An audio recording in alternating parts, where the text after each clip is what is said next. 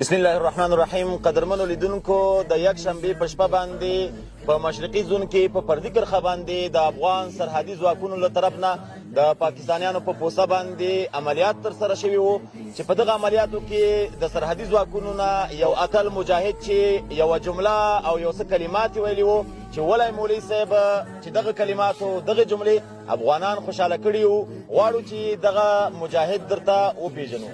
قاری صاحب محترم، په ابتدا کې که ځان معرفي کړي، د کوم ځای یاستئ او نوم مو څه دی او دنده مو څه دی؟ نوم مې ملنګیار حاجي خاکسار د کابل ولایت د مشرقي زون د 201 خالد ابن ولید قلی اردو د کونړ لومړی سرحدي لیوه د شپږم سرحدي کنډک رئیس ارکاني. ماشاءالله. ملنګیار صاحب محترم، په دغه شپه باندې چې د سرحدي ځواکونو له طرف نه د پاکستانیانو په پوستو باندې عملیات وو، تاسو دغه عملیاتو کې دنده څه وه؟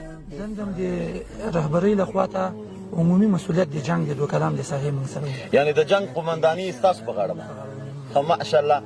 ملنګیار صاحب محترم، په دغه عملیاتو کې یوه جمله، یو څه کلمات چې افغانان ډېر خوشحاله کړي، د افغانانو په خولو باندې جاري ده، ویل کېږي چې هغه ولی مولوي صاحب دغه کلمات ته چې دغه وخت کې ویلې، د دې قصه راته وکړې.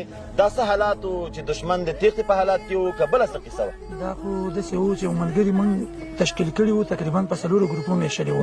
کله چې په دښمن تارو شروع کړه، دښمن د پوستو په غاړه کې ولګېدل، څه په لیزر ولګېد، څه په هغه دغه دښمن څه وژل شوي وو، څه زخمیان وو. د زخمیانو کوکارې او چیغې د مونږ غوږو پورې راغلي او د تېښتې په حالات کې وو دښمن.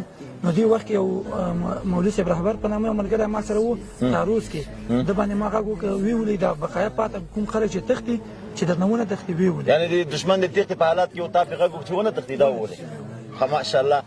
یقینا ملنګیار صاحب محترم، دغه کلمات او دغه جمله چې افغانان ته ډیره خوشحالي بخلې چې کله ستاسو دغه عملیات بریالي سو، کامیاب سوی، وروسته د دې نه چې دغه کلمات یا دغه جمله تا خپله د ملګرو نه یا اورېدله یا په میډیا کې، چونکې دغه ویډیو اول ما ته راغله چې ما کله واورېدله، ما ته هم ډېر خوند راکړ. نو بیا مې چې میډیا تعقیبوله، افغانان ډېر سخت په دې کلماتو باندې خوشحاله وو. تا چې اورېدله چې افغانان په دې کلماتو په دې جمله خوشحاله سوي دي، تا څه احساس کو دی؟ ولا موږ ته هم ډېره واجبه ښکارېدله. دا د افغانانو خوشحالي د موږ خوشحالي ده، په دې ډېر خوشحاله یې. بس یعنې چې افغانان په دې خوشحاله سوي، تاسو په دې خوشحاله وئ.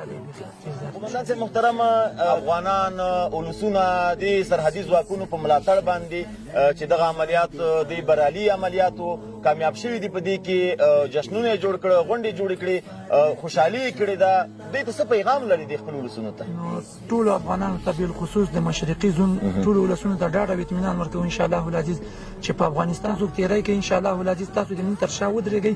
انشاءالله چاته دا وخت اجازه نه ورکوو چې په افغانستان څوک تېری وکړي او یا یرغل پرې وکړي. حق ماتونکی جواب هم ورکړی ده، انشاءالله ورکوو.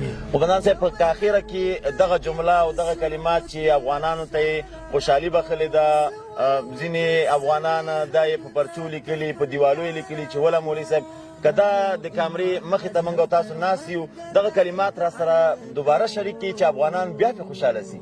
ولی مولوي صاحب، ولی الله اکبر. الله اکبر. جزاک الله خیرا.